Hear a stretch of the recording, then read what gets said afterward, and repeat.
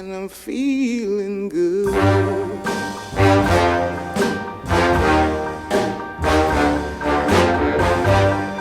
Fish in the sea, you know how I feel. River running free, you know how I feel. Blossom on the tree, you know how I feel. It's a new dawn, it's a new day, it's a new life for me, and I'm feeling good.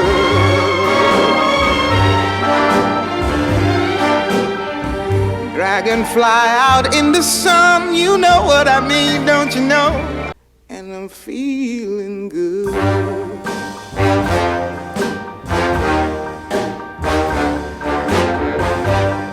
Fish in the sea, you know how I feel.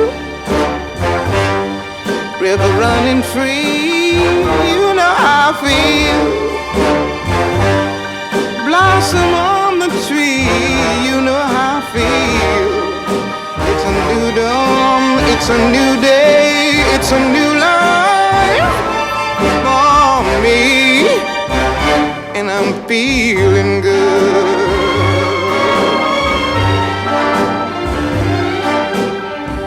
Dragonfly out in the sun, you know what I mean, don't you know? Butterflies all happy. Al krem. Красиво, Клементайс!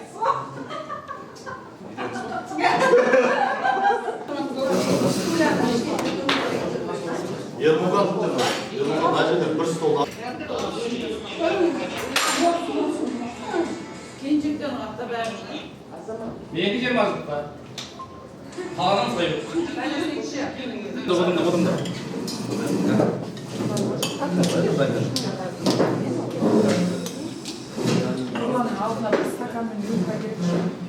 Азықтан бір стакан бір рюмкайлы ұзат жөндірш. Аш егімді. Қайырлы кеш, құрметті түлектер. Бізде арам жоқ қой. Қандай су деп Қызымыздар тыңдамайды, айта бер. Үйдегі ағаларымыз тыңдамай кеткен кісілер. Олжас. Мен тыңдаймын. Неңмен жүре бер. Жоқ, нормально. Бәрі тыңдамайды. Біздің үйде келдіңіздер тыңдамайды. Оған өкілі отқан. Кеш қайырлы болсын, құдай қаласа. Араға 20 жыл уақыт салып, қардай болып келесің, таудай болып шығасың деген құдай қаласа. Мектеп табалдырығын аттап, арманды болып. Араға 20 жыл уақыт салып, кешегі қайғылы теміз көскен достарменен, қимастар, сыйластардың бас қосып, әдемі кештің куәсі бола жатыр екенсіздер. Балалығым алыстап қалдауменен, бал күндерім қияға салмауменен, жүйкеміз артырықпен жүдегенде сенесің бе, түсесің балда өредің дейді. Сол айтқандай киімнің жаңасы жақсы, достың ескісі жақсы дейді. Риясыз досты да өзі Құдай қосады екен класстасында. Таңдап аламай дегенсің ғой, мынау әдемі, мынаның бойы ұзын, мынау қысқа, мынау толық, мынау арық деген сияқты емес. Қабақтардай.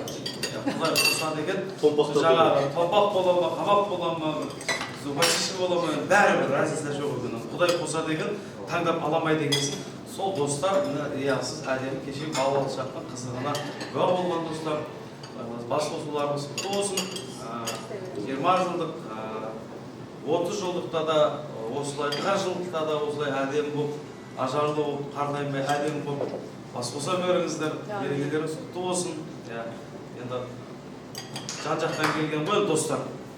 Бүгін енді бұл енді 20 жылдық, 30 жылдықтың жалпы негізгі мақсаты сол естеліктерді еске алу екен. Кешегі мектеп қабырғасында жүрген балалық шақты сол қызық сәттерден әдемі естелік болсын. Бәріміздің балалық шағымыз өтті. Біздің де сыныптастарымыз бар. 15 жыл, 17 жыл көрмеген сыныптас қыздарымыз бар әлі. Құдай қаласа бізге де аз қалды, сіздердің осында жолдарыңыз жұғысты болсын. Береке құтты болсын деп бір шапалап.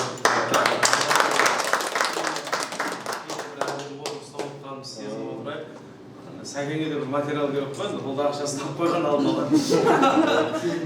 Енді алдын ала алып қойған бір жармай алып қойды. Тегін деген сияқты настроение жоқ бар.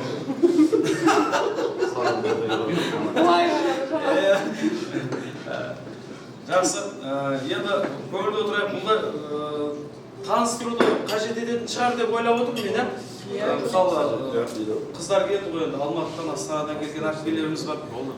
Қай жерге тұрмысқа шықты, қазіргі таңда не тіршілік жасап жатыр, Құдайдың берген ұл қызы қанша деген сияқты.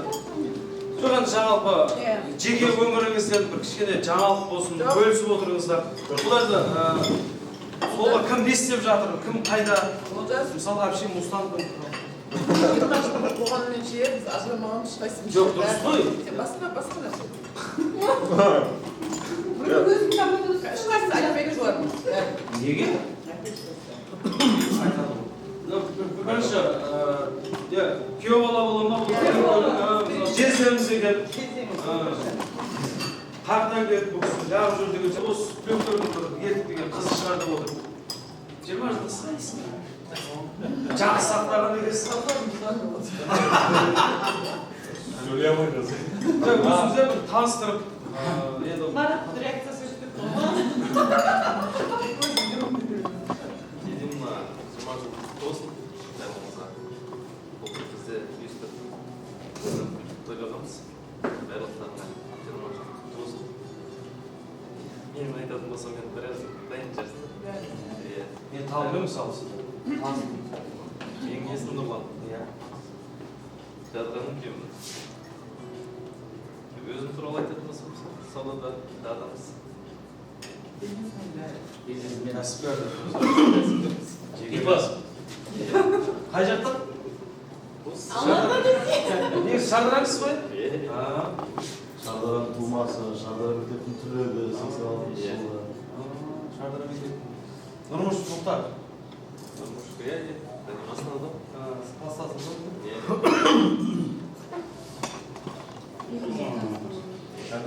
О, адына полшаным ғой мен. 18 жасымда өңше шалдармен бармақ. Жақсы араласың. Қош көрдіңіз, енді Құдай қаласа өмірлік серігіңіздің әдемі жаман кездесуін. Сосын кім не істеп жатыр? Бір шеттен айта берсеңіздерші. Сіз айтыңызшы. Қыздар давай кеттік. Айта бердім. Қамарда солдыр үйреніп қалғанбыз ғой. Жоқ, мен ашылмай сіз айтыңызшы деп Нұрланға. жоқ, енді Өзіміз туралы. Құдайдың берген бала шағасы мынандай рубаш. Жолдасым Нұрлан. 4 бала шағамыз бар. 3 ұл, 1 қыз. Қазіргі уақытта жұмысте. Мен өзім Шардарадан полиция бөлімінде бухгалтермін. Шардарадан? Кейінгі шығартайды туа жоқ. Лесада сендеді. Сол? Басқанда не мәлімет берейін? Қай жыл болдыңыз, қай жақта тұрдыңыз? 88 Отбасы жағдайы ғой. 2-ші класстан бастап оқимын осында. Aylık kaç yazdı?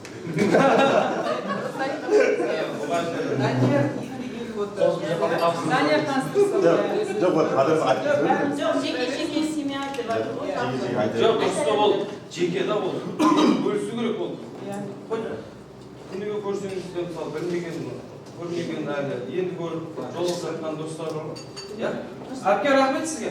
Жайғаса қойып. Сізді бір жерде көрген сияқты.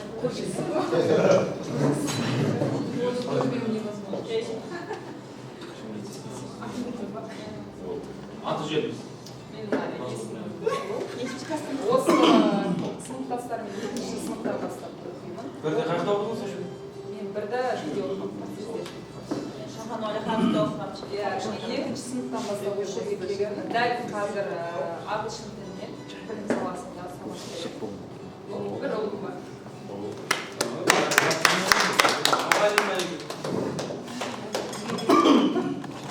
Сіздің қасыңызда келген әпшеміз ба еді? Иә, Тайбекова Шамар Қожамбайқызымын. Шардарадан туылғанмын. 1-ші классынан 7-ші классқа дейін Шардара орта мектебінде оқыдым. 7-ші класста осы Максим Горький мектебіне ауысып келдім. Горький мектебін бітірдім. Алматы облысы Кеген ауданынан жұмысқа шықтым. Жолдасым Албан. Албандарда. Иә, 2 қыз, 1 ұлым бар. Жолдасым қазір келеді. бұйыртса. Балықта дедіңіз бе жаңа сіз? Иә, балық алып жатыр. Жұмыс бабым Талғар ауданы акиматта отдел образования бухгалтер. Жаман ауысып кетсінші. Неге? Жаман дейді. Ауысып кетсінші басқа жерге. Сол? Мадина. Я Мадина. Садватарсыз ба? Алматы. Садватар соған күнде емес, тұрақты көзі ме? Мадина бірінші класстан бері оқимын, бәрін танимын, келгендерді, келмегендердің бәрін танимын. Сол, 2 ұлым бар, үлкен ұлым 18-ге толады. Ерте тұрмысқа шыққан едіңіз ғой? Бела, 20-да. Тамаша, келіңіз. Сол, кішкентай ұлым 12-де, үлкен ұлым уже IT-ға оқып жатыр. Финансовый оқшайды өз. Жоқ, мен жаман семья. Не маман? Не айтам? Алтын сатам. Не дейді? Алматыда тұрамын. Ағылшын хоббим бар. Сонымен иностранцыларды жинап, типа вечер жасаймыз. Солай. Мен танысың.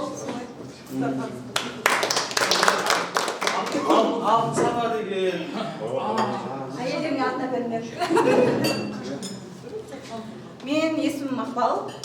Мен танымайтын адам жоқ. Иә. Айтураева Мақпал. 4 балам бар. Медицина саласында, аптекада, фармацевтпін. Болды. Басқа мақтанатын ештеңем жоқ. Ажақтар. Келін ол. Жұбайынан сөйлейді. Мына жұрттың күйеуі сөйлейді да, менен қатындар сөйлейді ме? Это что такое? Что за безобразие? Так, мен Марат, есімім осы классқа 2 класстан бастап келгем. Оңға дейін оқыдым. Одан кейін шәдімге қосып кеттім. Бірақ осы класс маған ыстық. Осы менің классым. Сол 5 перзентім бар, Алла берген. Көмек сұраймын сіздерден.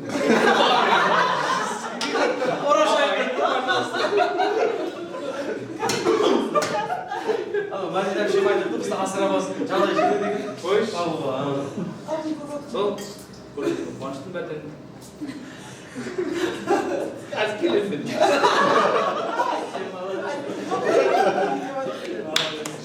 Ваняға барып шығып келмекші ғой да. Қышқын деп тұреді, сосын қостап қалады. Мәлімет бар. Bir haftada 7 ay çalıştım.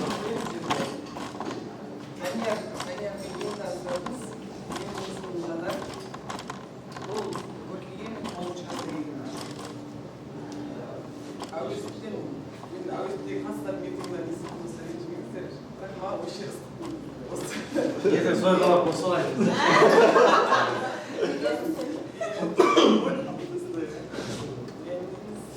Бәріміз білесіздер ғой, жеке кәсіпкер, алтымыздың бар. Жанар маманы Иә. Құдай қаласа жаңа жыл дейміз, 20 жылдығымыз құтты бола берсін. Құдай қаласа енді бірігіп атырмыз ғой, жақсылап өткізіп алайық. Жақсылап атсалысыңдар енді. Бұл дейміз, жақсы отырайық.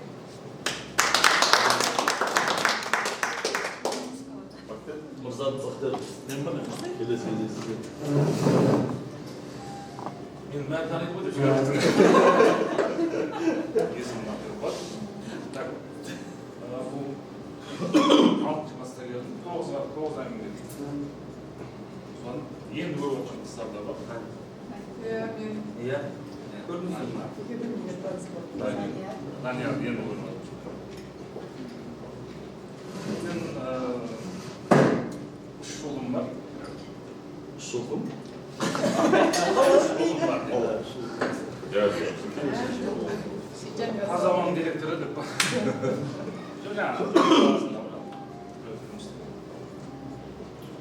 Жұбаймен салыстыр.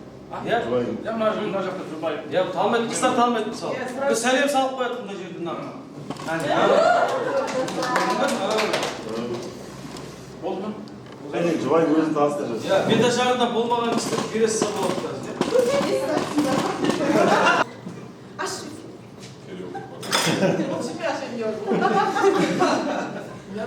Мен есімім Меруерт, 98 жылғымын. 10 жас бар? Иә. Солай. Бір адамдай содан келген да? Қазіргі таңда 3 жылымыз бар. Мен де білім саласында жұмыс жасаймын. Барлықтарыңызға 20 жыл бола берсін. 3 жылдан қадірес дегеніңіз болды. Қадір айтып, көкем айтып болады. Мен есімім Абдул Садық Данияр. Бірінші класстан 6-жы классқа болған. Диплом өмірлік универсальный бұл. Салға бәрі кетеді. Стройка, госслужбадан басқасын бәрі. 4 бала бар. Қазір қаяқтасыз? Қазір Шымкентте. Қол бос.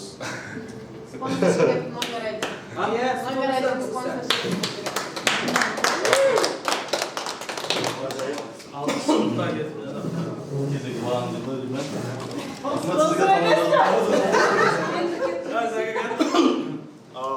Бірден лисада істейді, қорқып. Мен танымайтын кішкене жоқ шығар, өзі бәрі танитын шығар. Жерді танымайтын Меруерт ханым мені. Меруертті де бір-екі рет көрген жеріміз бар. Так, камераға қарап сөйлеймін ба? Былай қарап сөйлеймін ба? Так, мен Батырхан Сейітжан Әуелбекұлы, Шардара қаласының тумасымыз. 4-ші классқа дейін әуес мектебінде оқыған. 4-ші класстан 11-ге дейін Горький мектебінде оқып бітірдік. Жалпы айтқанда әулетіміз Бектасовтардың баласы болды. Жалпы барлығы тани, көпшілік. Абыройлы не әулет болғасын. Өзім осы жерде 11 жыл әкімшілік саласында қызмет атқарғанбыз. Ішкі саясат бөлімінде. Одан кейін қызмет бабымен Астанаға келдік. Астанада ішкі істер саласында қызмет атқарамыз. Сол 4 ұлым бар. 5-ші жақында. Келіншегім қазір кешігіп келіп отыр. Беттерін әліп сәлейміз деп кешігіп қалды. Сол басқа қатты таныстыратын нем жоқ. Осы. Қазір ауылда Жоқ, Астанада. Ауылда істеп жүрсің ғой лисада? Жоқ, ауылда. Бір форманы кіріп келгеннен соң сізге? Марат Марат шығар ол. мына жігіт жаңа. Жоқ.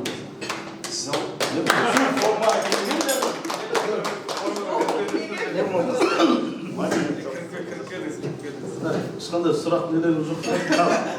Арыз шағымдарыңызды білдіріп. Сұрақ қойып, сыртта шетен бешек қойдыңыз ба? Öyle çok dinlemeyin mi olur? Ойбай, ерім қандай емен бітті деп отырмын ғой. Ассалаумағалейкум, қайырлы кеш, қалайсыздар, қалсыздар, 20 Сәбит мені түсірмеді ғой. 20 жыл асымызда бірінші рет қосылып отыр. Олай аз-маз 4-5 қосылып жүретінбіз. Ол қазір 20 жыл, десейде 20 жыл. Сезді басы ба? Сезініп жатыр десейді. Менің есімім Ауакеров Ермұхан. Мен осы Горький мектебіне 2-ші класста келдім. Сол 2-ші класстан бастап 11-ге шейін осы жерде осы класстастармен оқып бітіріп, жақсы араласып, сыйласып, бауыр басып қойдық. Бір-біріміз как бір үйдің балдарындай сезініп, бір-біріміз әжімізді көтеріп, ойымызда түсініп дегендей. Мен осындай класстастарым барына қуанам. Өзім отбасым жайлы атайтын болсам, жұбайым бар, 3 бала-шағам бар, 3 балам бар. Жұбайым қазір үйде, жеке кәсіпкер, мен өзім өндірістен Шымкент қаласында тұрамын. Не өндіріңіз? Темірден благоустройство дворов. Ауланы көріктендіру, абаттандыру, аула жұмыстары. Сол салада жұмыс істеп келатырмыз. Ол салада жүргенде 18 жыл болды. Тоқта сол сөйлеп тұрыңдар, кәдімгі келдей мәтін. Баста сол. жұғым бар, кем бар.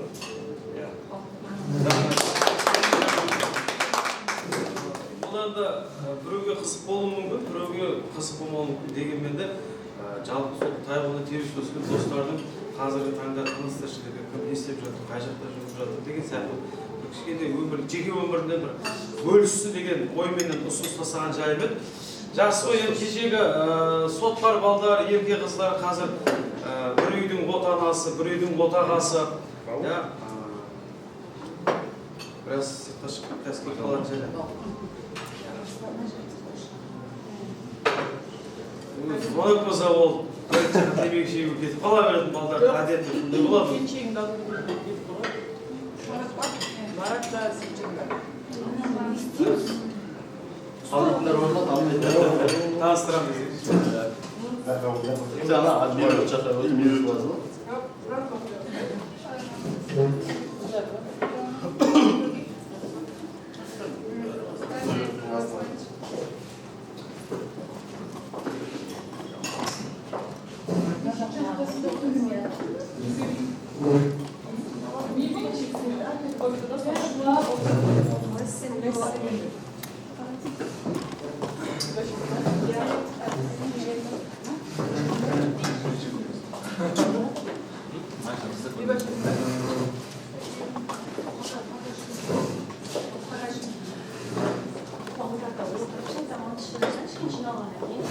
Жоқ, Biz Zuluz bu yakta kelgenda böyle әпші отырсақ жағымыз шығарады.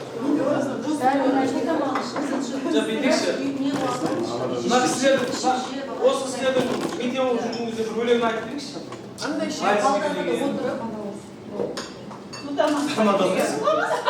Тутамасына? Зелентияр. Елге, туған жерге, достарды сағынып келген түлектердің көп мәдіне болсын. Ауылға сағыныш деген бір әдемі ән бар. Сіздер құрметтеріңізбен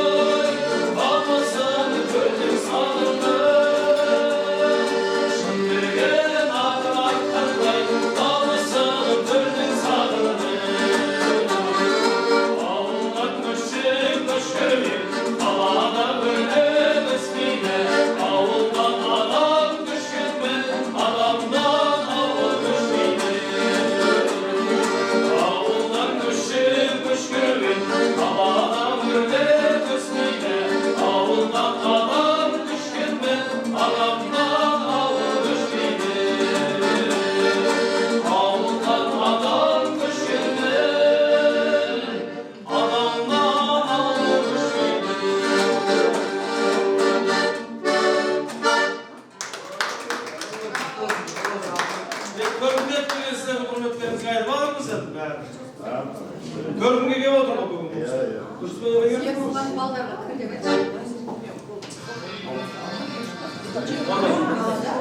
Ана айтып отсың. Денемізге бәрі жиналған біз демалыңыздар сіздер шайда бақтарыңыз. Бәрі жиналсын сол кезде. Әйтеуір жылады басылап болса береміз біз. Қыздарға әсемдік жарасады деп айтады.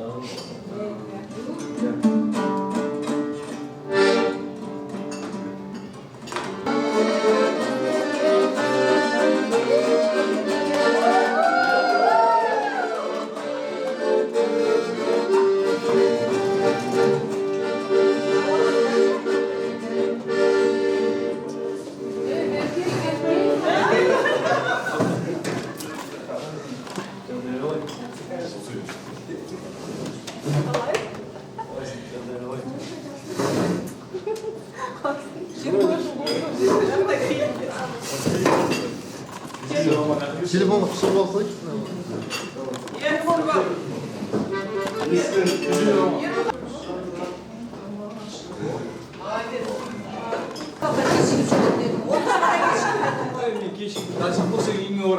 Сегізінші мартта бәрі бөліп алады ғой қызды. Мен Ерболға түскен ғой. Келмейді ғой сол күн сабаққа. Бәрі подарка алады. Мен жылағым келеді. Жоқ подарка. Сосын үйге келемін. Түнде сықып тұрғанда дейсіз. Бір коласы бар, мынандай гүлі бар розаны. Әтір болады ғой. Роза болмыша. Я, жоқ, это было самый шикарный подарок ол кезде бар ғой. Коланы чего стоило, кола деген анау адам алмайды. Тем более түнде бек дейсің. Я түнде шайып тұр. Сол шықсам заборыңызда коласыздан гүлістіға ренжімеші еді. Жоқ, сондай бол жетіп тұрады анау. Біз білеміз ғой. Роза гүлді еще. Ой, ол сувенир болып тұрды ғой. Ол несін айтсайшы? Үйге әркейден таксиме барам ғой, мына жерде жама деген процессім бар еді десем, анау медсестра деген соседтер қазір сөйтсем, ой, бұл кісілер давно көшіп кеткен дейді. Жоқ, мен мамамның інілері тұрады, інісі тұрады. Давно бұл кісілер маңғысы жаңа жанар ма, олар давно көшіп кеткен дейді. Келіндерден шай, кім ішеді? Дұрыс па? Акоша, қалайсың? Бірінші класста оқыған класста болған.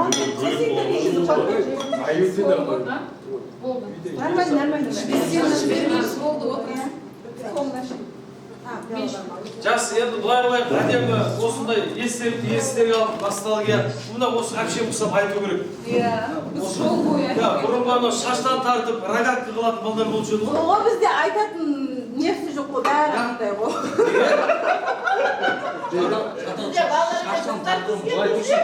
Жадыра деген ана қасас қызымды спорт залда бүйтіп айналдырып баты жүріп Күйеуі отыр, бірақ аяғында екеуміз жаман төбелеседі деп кетті білесің ба? Ситшаның папасының волгысы болатын. Сол түнде ұрлап шығатын волганы. Сөйтін аэропорт болды, заброшенный. Сол жаққа Айнұр үшеуміз. Не помню, как кім болды. оның ішіне 14 қыз кетеді. Жоқ, я Айнұрды хорошо помню, екеуміз болатынбыз. Мен машина айдауды Ситшан үйреткен. Ана волга механика. Сол вот тормозды басам деп газды басып, ана шетке шығып кетіп, папасын волга айдап. Жақсы, енді былай қыздардан бастаймыз депті. Өйткені қыз қолдақ дейді. Көргіншілік беріп отыр деп айтып жатырмыз жалпы. Енді осындай бір нақты себеп болмаса, қыздар келе бермейді ол. Досталатындай болады жағдайлар. Әркім өзі тіршілік жүреді. Енді бұл жерде оңтүстік Астанамыздан келген Жанар әпкеміз, Мадина әпкеміздер. Оңтүстік Астанамыздан. Сол, Мадина сөйлеп. Тілек айтсын. Әйтеуір кішкене. Неге? Әпше білгеніңіз деңші. Алысына деген сөз әпше. Сізге қол. Жанар әпше сызбасаңыз онда. Жанар әпше. Мен ішпей жеме айта беремін. Қадірлі қыздар, сыныптастарым, бірге оқыған. 20 жыл көріспесек те, қазір балалық шақты еске алып, жаңа айтады ғой. Жаңа екі достан ескі бір дос анық деп. Сосын, например, бір адамдармен дос болған кезде ол жерде может можно өзінің характерін көрсетпеуге да. Ал бірақ никогда класстастарынан өзінің қандай естественно өзіңнің табиғи характеріңді жасыра алмайсың. Себебі олар біледі. Сен 11 жыл оқыған, кішкентайынан қандай екеніңді біледі. Ол жерде айтады, ғой маска кие алмайсың класстастардың алдында. Сол ұлдар, қыздар осы 20 жылда өмір жолымен әрқайсымыздың өміріміз сан қилы болды. Біз бір-бірімізбен кездескенде балалық шағымызды еске түсіріп, бұл барлығы өте керемет дүние. Бәрімізге, отбасымызға бақыт, береке тілеймін.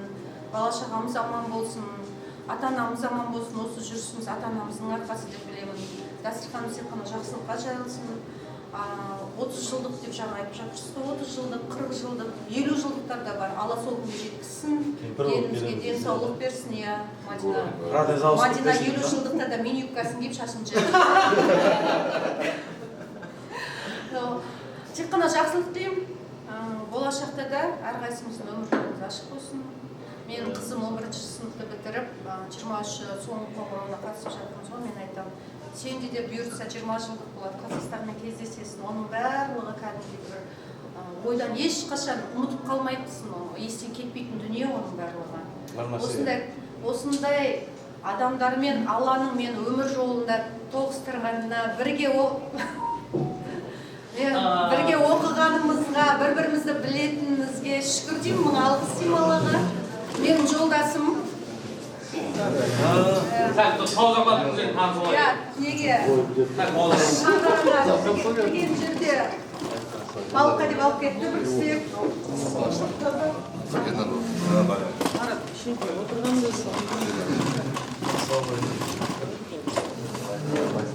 Қалай, ол жалы болды ма? Әрмеңіз таныстырып, Сол дастарханымыз тек қана жақсылыққа жайылсын. Аспанымыз ашық болсын, заманымыз тыныш болсын.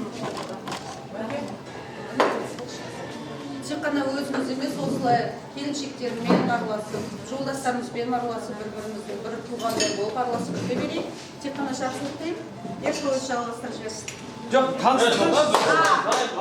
Ернар 1983 жыл дүниеге келген, Алматы облысы Кеген Жіңішке ауылында туған. Отбасында жеті. Біз бөлек тұрамыз, Талғар қаласында тұрамыз. Шерзаттың ауылында ма?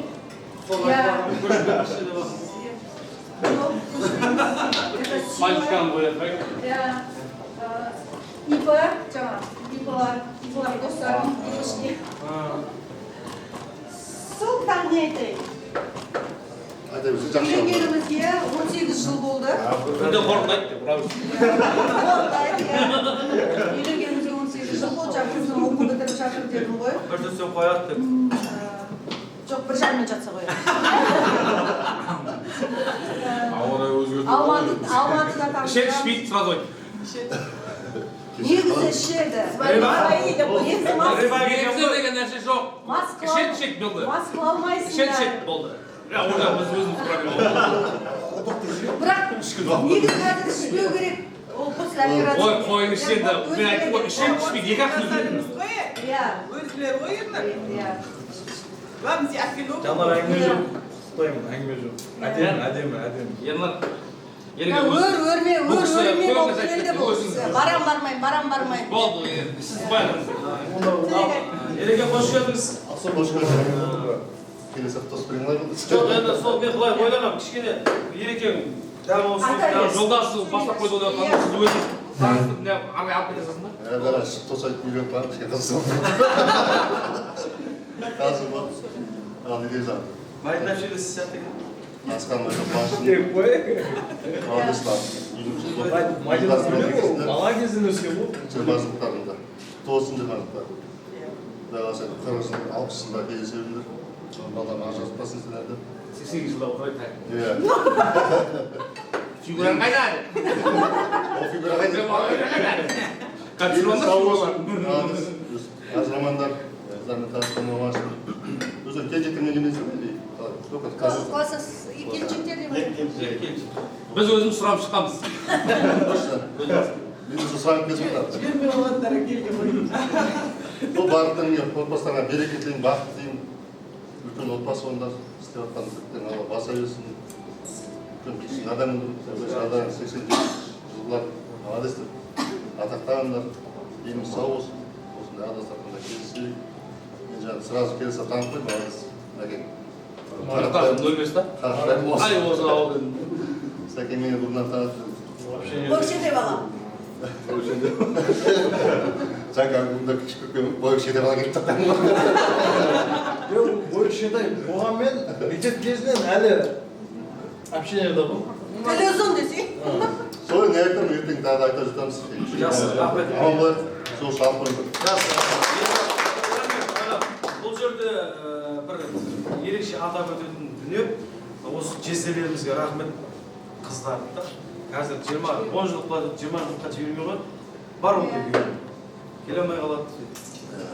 Рахмет, гүлдей қылып да, ағаларда сіздердің қыздарыңызды гүлдей қылып алақандарынан салып, жадырап, жайнап, әдемі қылып міне осы алып келіп, достарымен ортамда қуанышты бөлісіп жатыр. Ай, біз ұрттарында байтадығына жол болып кеткен да? Ол байқайдағы жол болған ғой, болған ғой. Бірақ бір жағы рахмет айтып жатыр да, Ереке дұрыс па менікі? Рахмет. Бір жағы бұл кісілерді жеңейін деген үшін. Ол жағы да бар да. Жеңейін деген.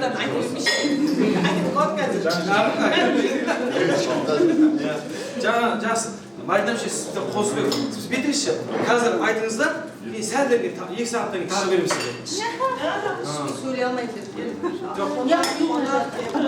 Ең алып? Не деймін, тез айтып жіберейін. Орысшаға сұрағастырса, орысша ек. Қуаныштымын өте бәрін көруге. Бүгін 20 жыл көрмеген ұлдар, қыздар бар. Соған кездесе берейік. Тоже бәрінің аттарына қосыламын. 50 жылдық болсын. Әйтеуір тек сыйластық болсын арамызда. Бәрінің тек қана денсаулығы болсын. Бұл соны ғана ең главный нәрсені тілеймін сендерге. Кішкеннен соң второй достар. Бұл обязательно. Басқаларға өзіңіз сізге Ой! Осыны көріп қойдың ба? Келдім да, о, мынау мен. Сәл алдыңызға жақындап болсайшы. Рахмет.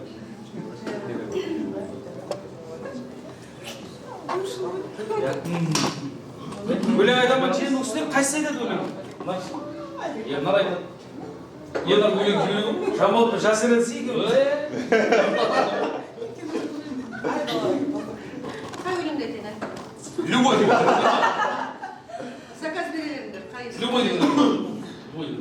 Караокен қосып бер. Не қосып бересіңіз? Қандай өлең? Үлгеріп қалыңдар. Оның алдында айтып. Аяқтың алтыны менімді ма, елесінде біріне спокойно бір өлең қоясы. Пақпақ деген өлең бар емес пе? Сол біздің кезіміздегі өзінеміз. Жанара?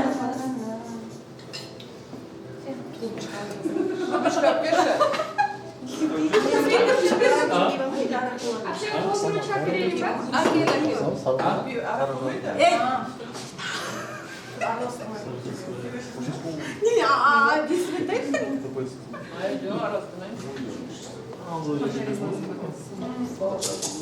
Это шай алдыңдар ма? Айналайындырға өзің бөлексің ғой.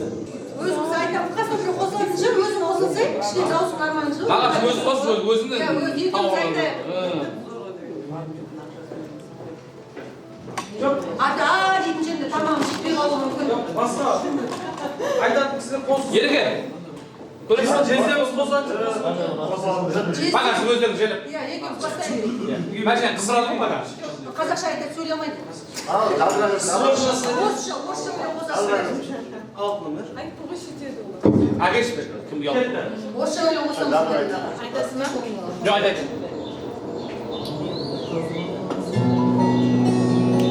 Өзің жете ма, оқи аласың ба? Қара көзің ашқын сүйген қызым, көктемім жазым көзім қызым, армандап жүрегім қайсың, ол ба менің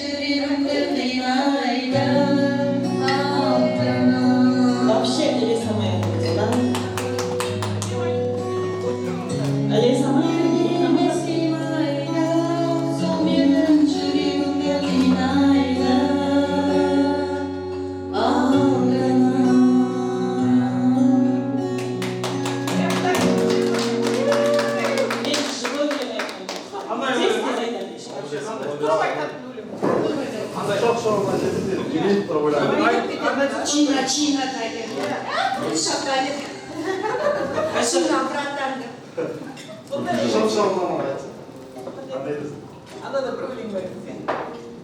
Sweet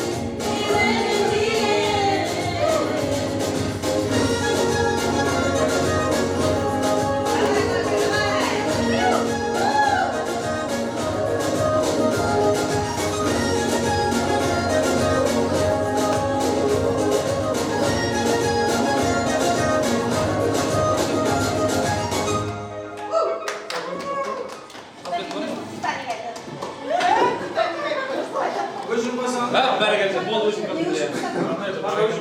Нағаш өзіңіз ала беріңіз. Поддержал. Пошла. Куда? Сразу повар ма?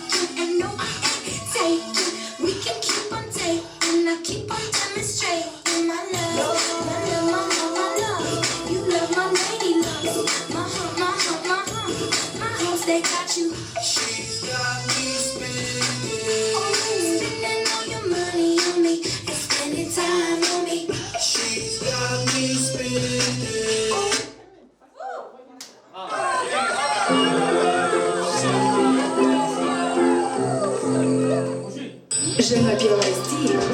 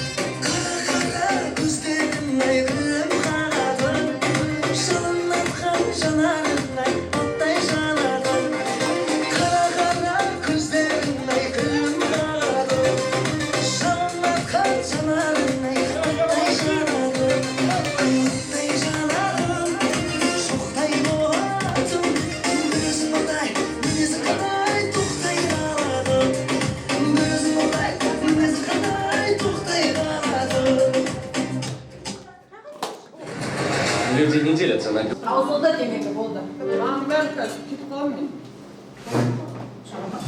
Тек бізге вообще бәріне ұшады дейсіз ғой. Мамамыз ғой. Жоқ, жаңа бір әнді бастай берді да? Иә. Енді бір проигрышта кісілер келіп қалды, сонымен аяқ сызған, соны аяқтайықшы. Иә, келген жерден бастайды. Иә, келген жерден.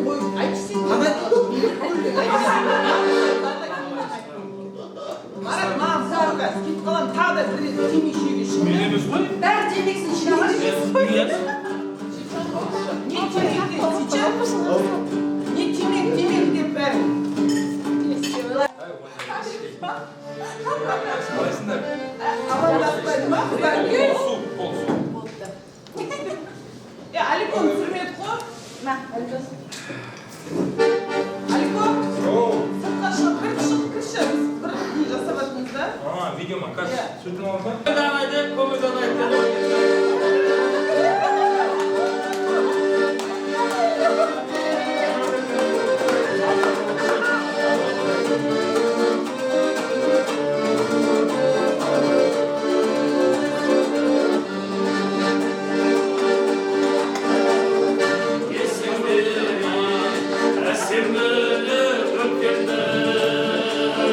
Sarılı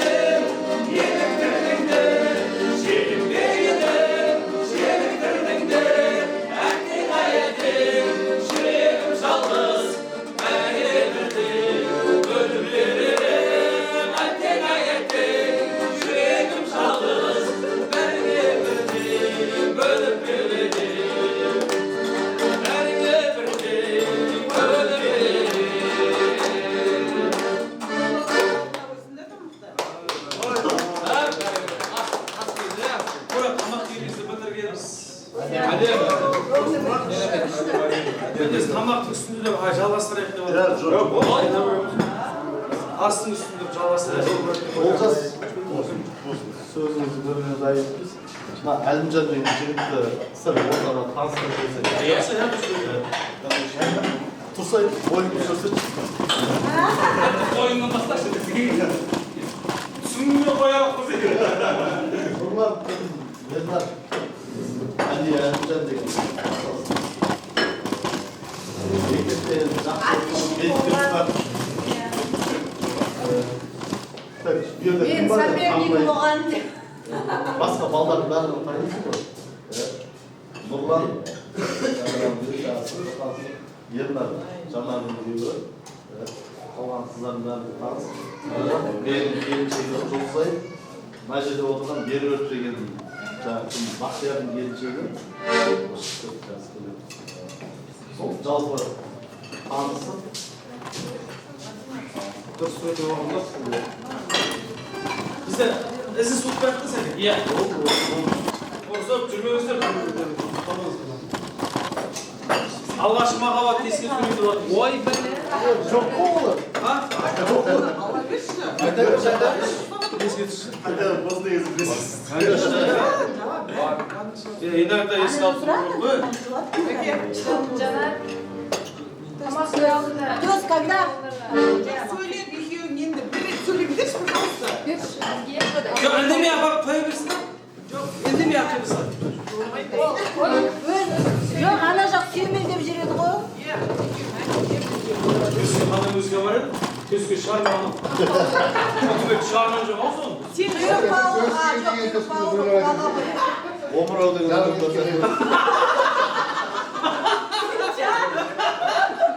жоқ па оны? Қай жолдың омырауында?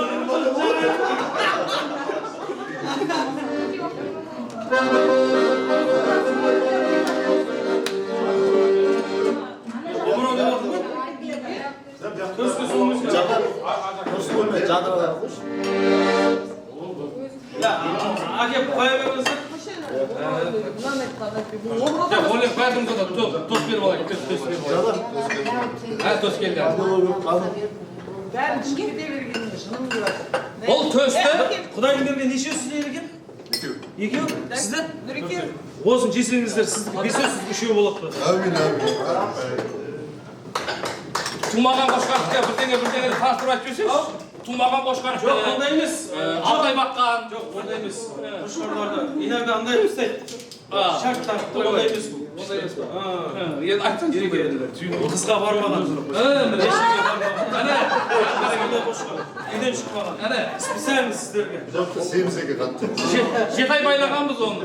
Қанша жем кетті. Так что, жасы билік астана алып отырыңыздар дұрыс. Жөн жоралғысын жасамады. Қазір сіздердің де үйленгендеріңізге 20 жыл болып қалған алды. Қайын жұртқа барсаңыздар төсті бермейді да бұл қазір 20 жыл. Жемейсіздер, түсіне бермейді оны. Өткен анау қазір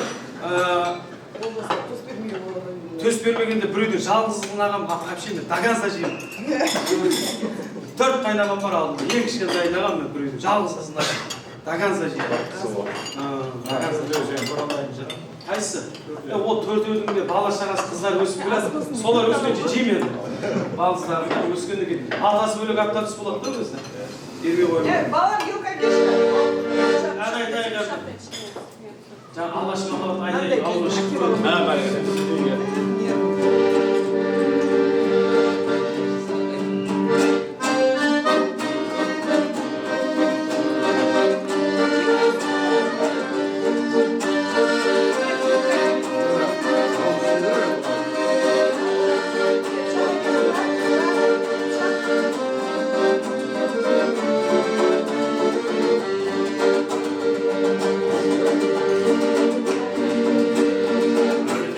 Say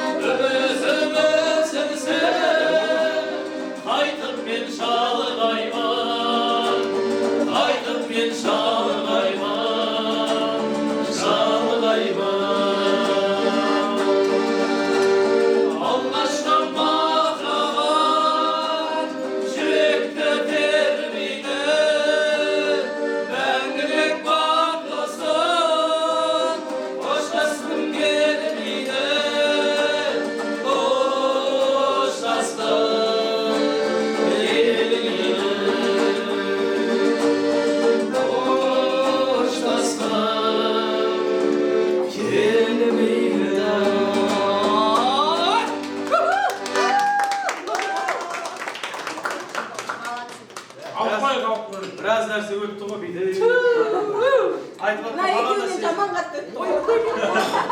Бастары Вальс би дегендерімізше. Светошкенді айтса Светошкенді. 10-шы класста вальс биледік па? Мен Бауыржанмен биледім, Кадыров. Мен кіммен биледім, Азаматтың үйінде азамат свет өшіріп Әпше сіздің билеген жігіт бұйырды жоқ. Мен кіммен биледім? Айымжан, мен сенімен вальс биледім ба? Жоқ, мен Нұрсұлумен билегем. Самат. Самат. Ой, мен еще иығыңды түзуста деп айтқан мен оған. Точно, Саматпен билеген. Иығым бүйтіп тұра жүретін. Почему-то иығым бүйтіп.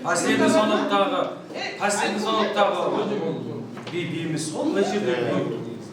Саматқа қарасы сол кезде Марат Самат қайда? Естімедің ба не? Шадыбаев пе? Шадиев.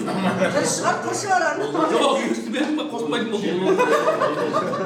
Кемен деп айтты ғой. Ол бірақ мен сол кезде алып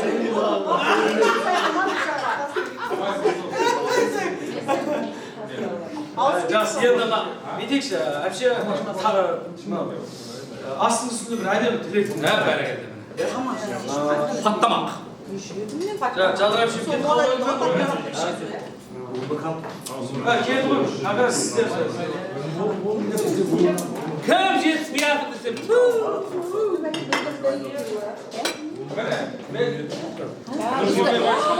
Бізді сүймейсің ба не? Сен бізді сүймедің ғой? Ей, менен вальс билеген ол просто. Точно запомним. Төсті жесеңіз, объемдағы қызға қарап әкелген екен ғой осыны. Жақсы, Нұреке, енді өзіңізге Жадыр әпшеме, сосын Мақпал әпшеміз. Соңына дейін жесеңдерше, квартираның кілті шығады ма? Бар ма? Да. Это сюрприз. Құрметті ағайындар, кішкене назарды ортаға салайық. Құрметті түлектер. Мына жерде сіздердің осы түлектердің күйеу баласы Нұрекең деп жаңа таныстырдық. Жадыр әпкем, сосын Мақпал әпкем әдемі тілек алғалы жатыр. Қосылып құрмет жасап қойыңыздар.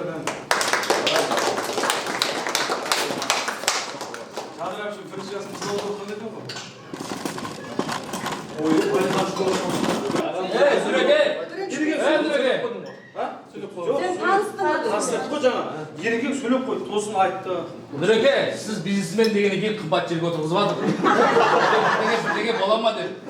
Ана жер қымбат жер, Мен де подход жасап жатырмын ғой, сіздердің нелеріңізді түсіндіріп кішкене түсініп қойдым мен де. Не деймін, мына отырыс жақсы отырыс болып жатыр. Барлықтарыңызға 20 жыл құтты болсын. Құдай қаласа, 30 жылдық, 40 жылдық, 50 жылдық деп айтып жатыр барлығы. Өйстіп тойлап жүріңіздер, Құдай қаласа. Сол жастарға жетіп, Құдай қаласа, өйстіп ойнап күліп, басымыз қосылып жүрейік.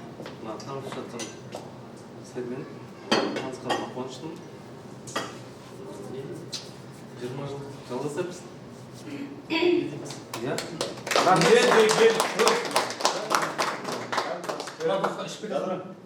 Рахмет. Ал. Ерлі зайыптылардың жадат төсегі бір болғанмен көретін сүйегі бөлек. Жақсылап айтыңыз әпше. Демокасыздардың барлықтарын көргеніме қуаныштымын. 20 жыл құтты болсын, отбасыларына бақ береке тілеймін, ынтымақ тілеймін. Әрқашан биіктен көрініп жүрулеріңдер, сендер үшін қуанамыз всегда. Әрбір істеген істерің Алла баса берсін, бастамаларың. Бізді ажырамасын. Сол, тойлап жүре берейік, денсаулықтарыңыз болсын, сол денсаулықтарыңыз.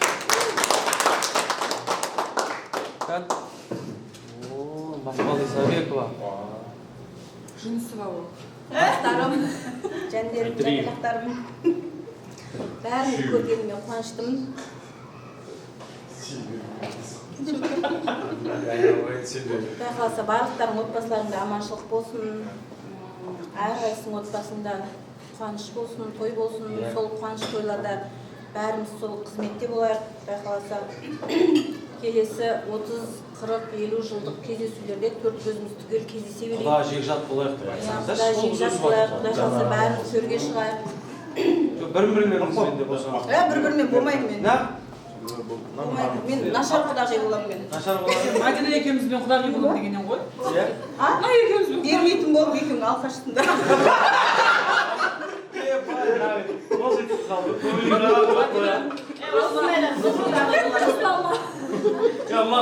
Қыз бермеді, қыз алсаңдар болады. Өзі ойлап айтып жатыр ғой. Қыз берсеңдер бар ғой, конкурс өтпейді ғой. Сол үшін айтып отырмын ғой мен нашар құдағи боламын. Осылай сыйласа берейін мен бұлармен. Болды. Рахмет, мойындағаныңызға рахмет әпше. Рахмет. Молодец, ойбай.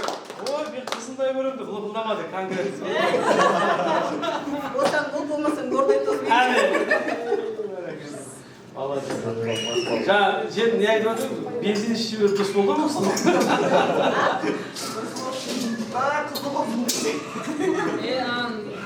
Түйрек қалам мен. Арасында тауып бермейді. Уайымдамасын. Жақсы адамдар өзін жақсым деп айта алмайды ғой ешқашан. Иә, Жақсы адам, наурыз, алындар. Халық біледі ғой. енді былай олайық. Дұрыс қой. Барыңа рахмет Мақпал. Ал. Екі ағамыз келіп отыр ғой, түлектердің күйеу балдары. Ағамыз Месін екен, ағамыз енді өзіміздің жерлесіміз екен. Дегенмен де оңтүстік Астанадан келіп отыр екен. Алатаудың бөктерінен келіп отыр екен да. Сондықтан да қырғыздың әні бар, сағынғанда бір келерсің, сарғайғанда бір келерсің. Жеті алпыстар еқылы көріп еді да. Ән.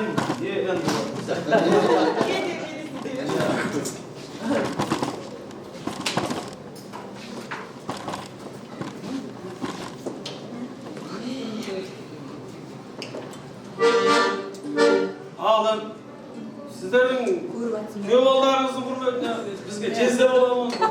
Ол сіздер.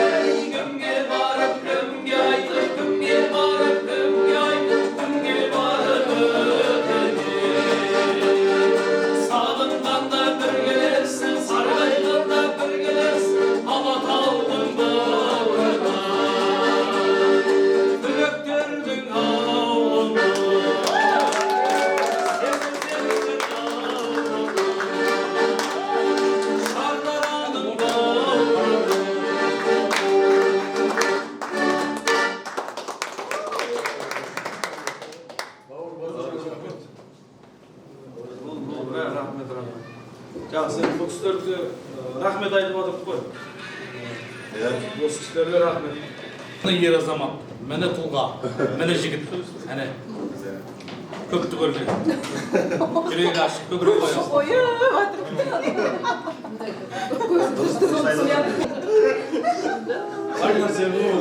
Жолымызға қайтаға деп көзді құсады, айтпады.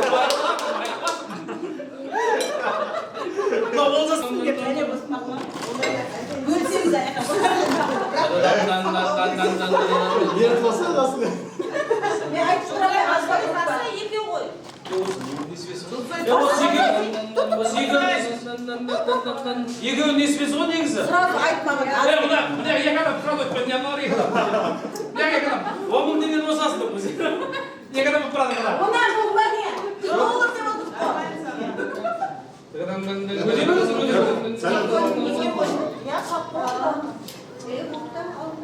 Kokudan var. Ya. Kokudan var. Ya. Ернар, Ne yapalım? қазір пісірмен жігіті болды.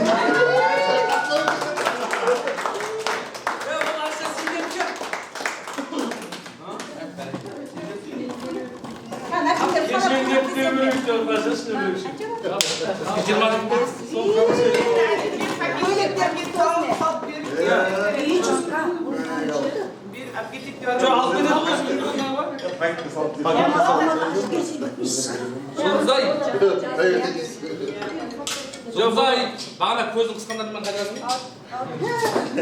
Жоқ, жақсылап морозильникке қойып қатырып беріп жібересіздер ме? В смысле, апам қойды?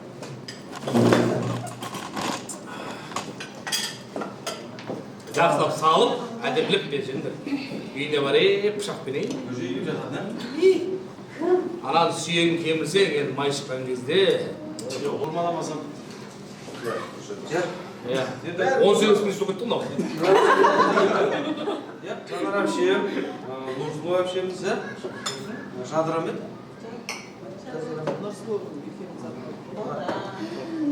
Осы организатор қыздарымыз. Осылардың арқасында. Басты организатор бізде Жанарды еді. Зарулем Жадыр әпшем ғой негізі. Группада көп оқпайды. Біз құлағымыз үйреніп қаламыз. Бағашты.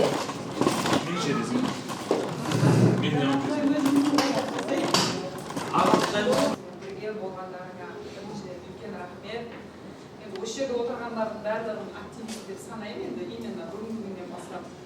Қыз күту деп сентябрьден бері жаңағы группада айқайлап жүріп, әйтеуір арасында бізде қосылып жүріп, 20 жыл деген негізі қызық қой, өзім де мысалы қанша 20 жыл көріп жатырмын, көргізіп жатырмыз, бірақ өзімдікі болған ол басқаша екен да. Ақылдарына жақсылық тілеймін, дендерің сау болсын, әрдайым осылай күліп, ойнап, дендерің сау болып, 30 жылдық, 40 жылдық, 50 жылдықта да осылай әдемі болып жүре беріңдер. Не деймін, барлық жақсылықты тілеймін, барлықтарыңа. Сол үшін алып қойыңдар.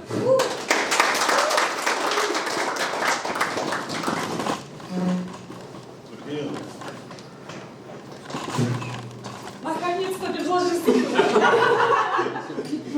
Құдай қаласа 20 жылдық жастарды күтіп деген ойдамыз. 20 жылдық бола берсін бәрімізге. Енді ұйымдастырудың өзі оңай емес қой. Балдардың бәрі, қыздардың бәрі бауырдан қайырғаннан кейін әрекет жасадық қой. Жерде мен жалғыз бір өзім шауып аттым деп айтамаймын ше. Балдардың бәрі, қыздардың бәрі әйтеуір. Біз енді Шардарада болғаннан кейін біз енді жүгіруге тура келді. Да? Оның ешқайсысына ренішіміз неміз жоқ.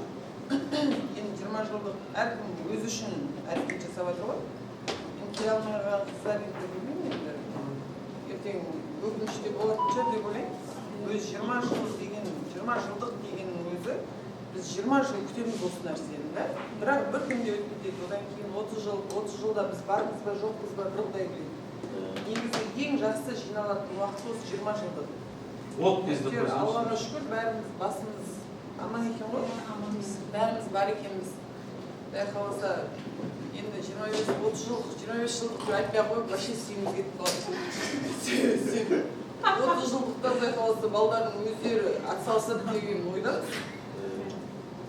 Марат ұйымдастырады 30 жыл.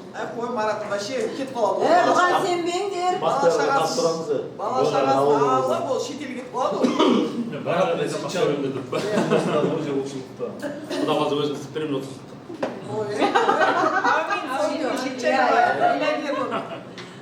Дубайда қайтпай өткізбейміз ба?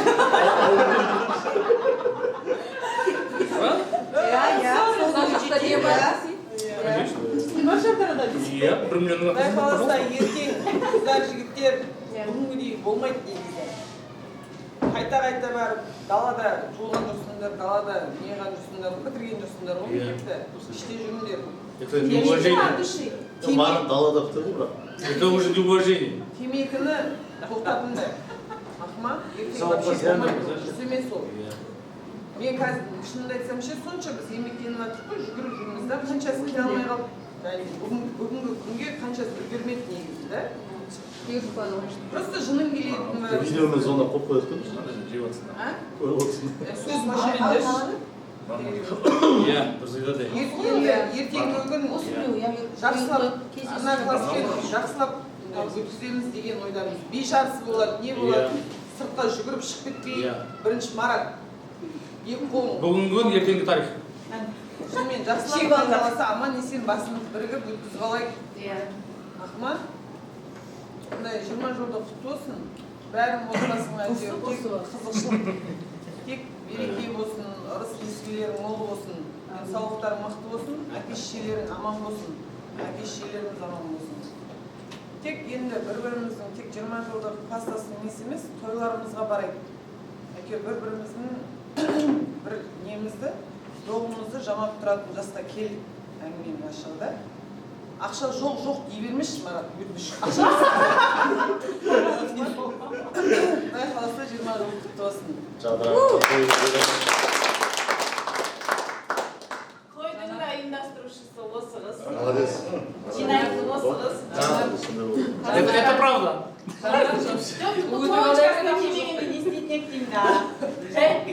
Өтірік алдай береді ақша жоқ. 5 балаға квартирный алады ғой. Ақша жоқ адам. Бәрі сондай ғой. Жоқ деп айтады ғой. Өтірік айтады. Алматыға не үшін көшті деп ойлайды. Жоқ, Алматыға көшіп кетті ғой. Пенсияға шыққанда 45 миллион алады. Сол ғой. Сен точно бізді Дубайға апарайын деп тұрсың ғой. Аумейін. Бай бол дейміндеші маған? Бай бол шайқалай. Сен бай болсаң айлар жүрген араласпай кетейін деп тұрсың ғой. Үш жүре берсің. Ерлердің класстастар бұдан асып кеткен бұзық қол қыздары. Көрдік қой қалай класстас қыздары. Ерлердің класстас қыздарына қарағанда ангел ғой мынау отырған. Жоқ, енді басқа жерде Олар бүйтеді, бір класстас бір қызы, бір екі отырғанда бұлай деп бұлай істеген бұлай. Мен кішкентай ғой оларды жаңағы ғой бұлай істеген. Оларға қарағанда ангел қыздар. Қаққан шықпа шықпады ма? 83-ке қарағанда айтады.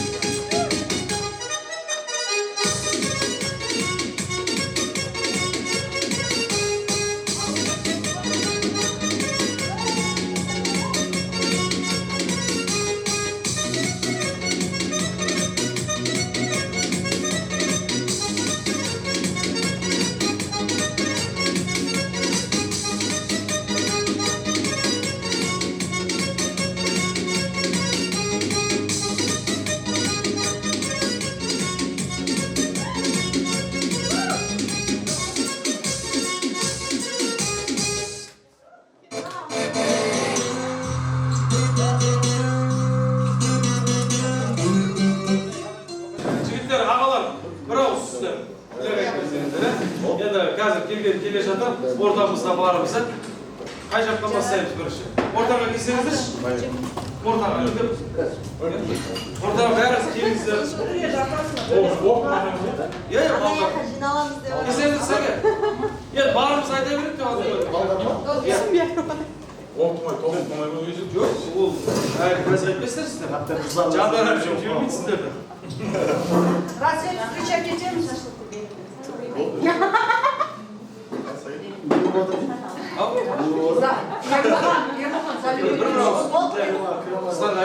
қыздар күту ғой бүгін сіздер күтіп жатсыздар.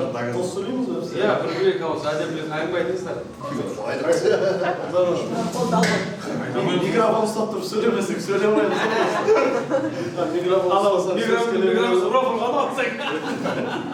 Шалып келеді. Мен бастай берейін ба? Жастан келген жігіттер бар. Бастай бастай. Сен астана болып шаң. үш сарының ішіне не бір қарам қосып қойыңдар.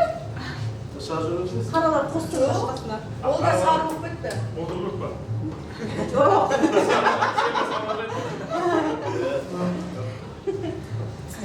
Болма сөйлей берейік па? Мақпал. Қыздар, жігіттер, 20 жылдықтарыңыз құтты болсын. Барлықтарыңызға. Класстың енді қыздары бізге ғана еркелейтін шығар деп ойлаймыз. Басқа жерде невинная аңсаймын. Басқа тойда, басқа жерде көрсең жаңағы сыпайы сондаймыз. танымай қаласың ғой. Мынау Мақпал ма деп қаласың ғой. Солай дұрыс. Қыздар, жігіттер, денсаулықтары мықты болсын. Өсіп отырған ол қыздардың қызығын көріңдер. Біздің араласатын кезіміз енді басталып келеді. Бәріміз ол қыз өсіріп отырады. Пенсия жинаймыз.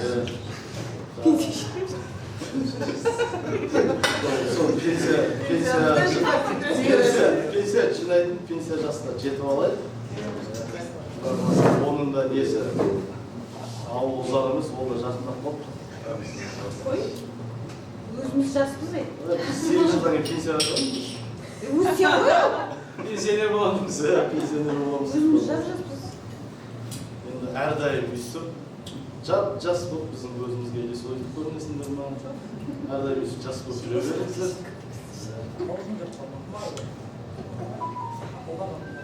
Бақалыма бірдеңе берейік ма жаным?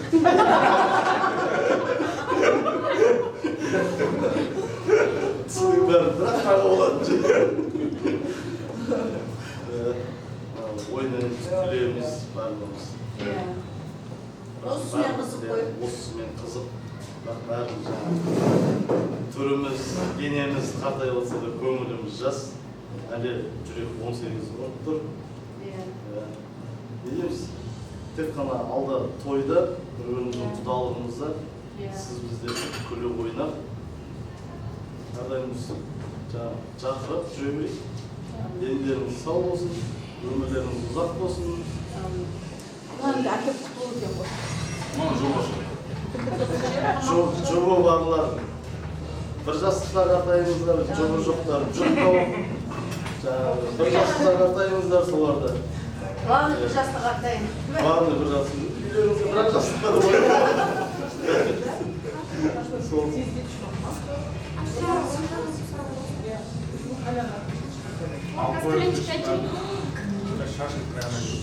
Шекенің сөзін тыңдайық та? Жоқ, тыңдап отыр, өзі тыңдайды. Ешкімнің сөзін тыңдамайды сосын. Не дейміз, сол жалпы барлықтарыңыз, отбасыларыңызға бақыт, береке тілеймін. Мол табыс тілеймін. Әрдайым жаңағы істеп отырған қызметтеріңізде биікте көрініп, осы пәленше біздің класстас, осындай дәреже, биік дәрежеде көрініп жүрегіз. Сізге де айдап нәрсе қалсын. Сол үшін алғыстай ғой.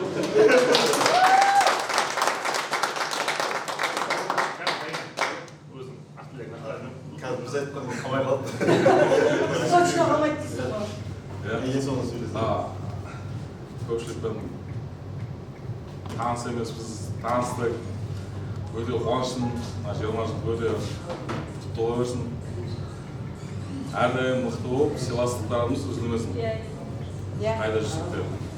Дастарханымыз кеңейіп, бақытты өмір сүре берейік. Қалған сөзді қалдырайын.